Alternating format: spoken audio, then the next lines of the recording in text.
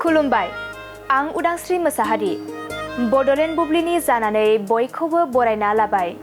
दिनै 16 मे 2024। नोंथांमोननो बड'लेण्ड बुब्लिया दिनैनि साना मा मानि थाखाय मिथिजायो एबा दिनैनि सानाव मा मा हाबाफारि फालिनाय जायो नोंथांमोननो फारि फारि बड'लेण्ड बुब्लिया फोरमायगोन। दिनैनि सानखौ इन्टारनेशनेल डे अफ लाइट महरै फालिनाय जायो। बे सानखौ बोसोरफ्रोमबो 16 मेआव मुलुगनि सुबुंफोरा इन्टारनेशनेल डे अफ लाइट महरै फालियो। बे साना फिजिसिस्ट आरो इन्जिनियार थिय'डर मेमेन्सनि गिबिसिन दिहुनथायारि लेजारनि अक्ट'खौ मान होयो।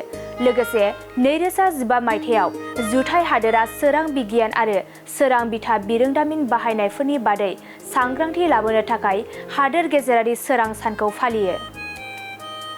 बेनि अनगायैबो दिनैनि सानखौ ड्रयिं डे, हर्स रेस्किउ डे आरो नेशनेल लाभ ए ट्री डे महरैबो फालिनाय जायो।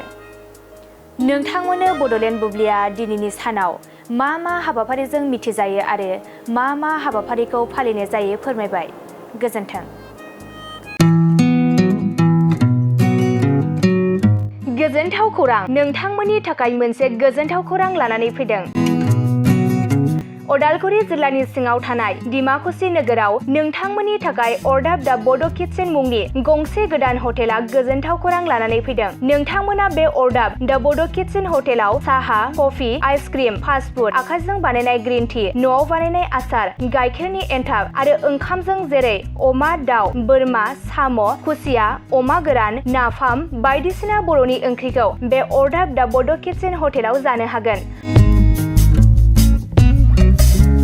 अरदाब दा बड' किटचेन हटेला डिमाकुसि सेन्ट्रेल बेंकनि खोलाहा बरुवा रेडिअ' मबाइल गलाजों नांजाबनाय।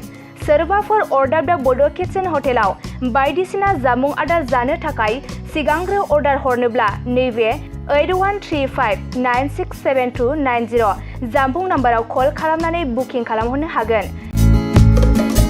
गोजोनथाव खौरां, अरदाब दा बड' किटचेन हटेलाव गोबां न'आव बानायनाय मोजां जाग्रा आदारखौ मोननो हागोन।